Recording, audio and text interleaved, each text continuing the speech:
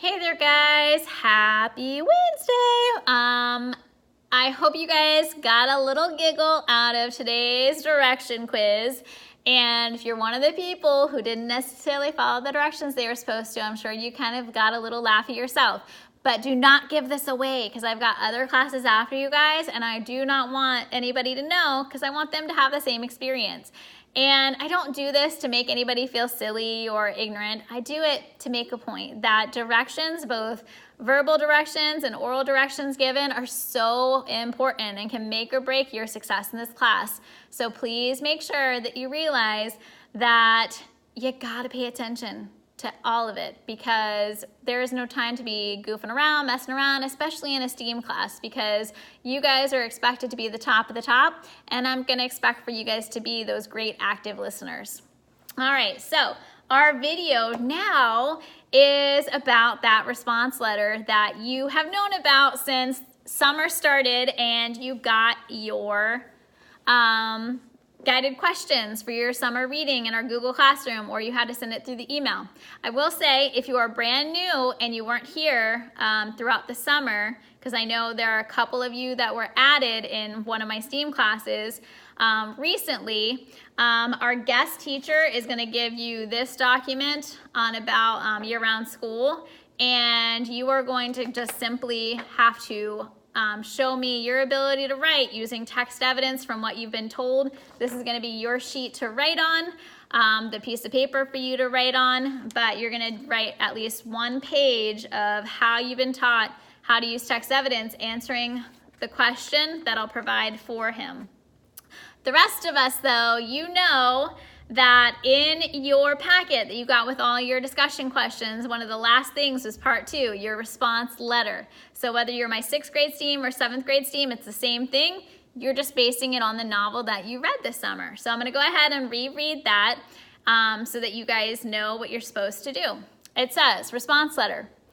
Be prepared to write a response letter to your teacher when school begins. Response letters are not a summary of the plot, so don't just give me a summary of what happened in the novel. But it gives you a chance to share your feelings about the book.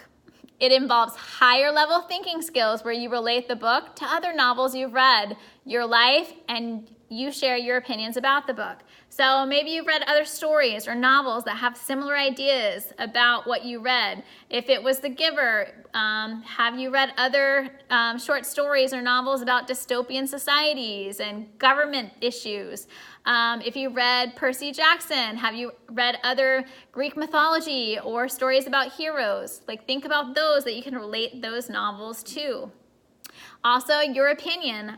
You know, can you relate to this? Is it something that you liked or disliked? Why or why not? Be very specific. Don't just vent about something and don't get excited not giving any specifics.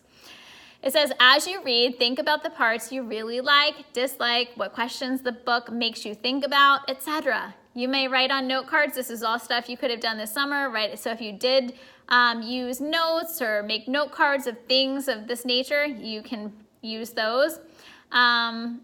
Because you had your own book, you could write in it, you could use the margins, you could have sticky notes, you could highlight, whatever. Anything you did like that, maybe it's even discussion questions and you wrote yourself answers somewhere. You can use those as well. Because remember, this is not just doing class. So if you have your notebooks at home, if you have note cards at home, if you didn't bring your book today and you want to start your letter but you don't have enough and you're going to want to add to it, that's fine as well.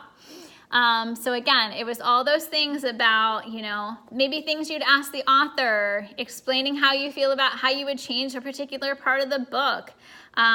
Maybe you're going to talk about the theme, conflicts that those characters faced, character traits that you were like, dang, man, I really like this about him. You know, what are those things that you want to talk about? So remember, also in that packet I gave you sort of an example portion of it, like little piece, because I expect the piece of paper that your guest teacher is going to pass out, that you're going to not only fill up the front of it, but you may even fill up the back of it or more. So remember, it says, Dear Miss Collis, so you're going to be writing to me. Dear Miss Collis, I really liked the book Julie's Problem by I'm a Writer because I could relate to the story and I loved the characters Joe and Izzy. I liked Joe because ... I also liked Izzy because ... And at this point, this is where you might go into particular parts of the novel, things they did, things they said, the way they acted, the way they dressed, their attitude. You're gonna get specific. Although I enjoyed the novel, I was not a fan of the part when the author made the kids get in the car accident because I didn't feel that it fit into this novel. This part didn't make sense because it wasn't necessary to have it in the book to understand what was happening. For example, the character Alice says ... So they went in and they're gonna start telling me about very specific reasons why this didn't fit into the novel, why having a car accident didn't make any sense, and all of their feelings about it. And again, be sure that every statement includes reasons why and specific examples from the book that made you feel this way. So if you talk about a certain part of the book and what you thought about it, make sure you go in detail about why. You've always got to explain yourself. And then you just end it, sincerely, Student X, obviously your name. So again, front and maybe back of that paper, because some of you might get super detailed, some of you might write largely, but you have the remainder of this class to finish, not even necessarily finish, because you may want to take it home to finish, because I will be collecting these tomorrow. So please, please, please do not forget to finish and do not forget to bring them in. So again, Dear Miss Collis, sign it with your name and make sure that you are detailed. So there's no talking. It's one of those times that it's all independent, quiet, because if you're like me, if people are talking and disrupting me, I'll read the same sentence like 10 times. So let's be respectful of one another. We're gonna be silent until the bell rings, AKA our guest teacher releases you to go, because the bell never dismisses us. The teacher dismisses you because you've looked around the floor and the class is left the way you found it. There's no trash, no craziness. The desks are all pushed back together. And I cannot wait to see you guys tomorrow. I'm so excited. Do expect that when you come in tomorrow, you're gonna have a bell ringer on this screen and you're gonna be ready to work, and we're gonna have so much fun together, working hard, growing together. So again, don't forget your signed STEAM contract from your parents, and making sure your STEAM policies contract is in behind your yellow divider. Don't forget to make sure that you have all of your supplies.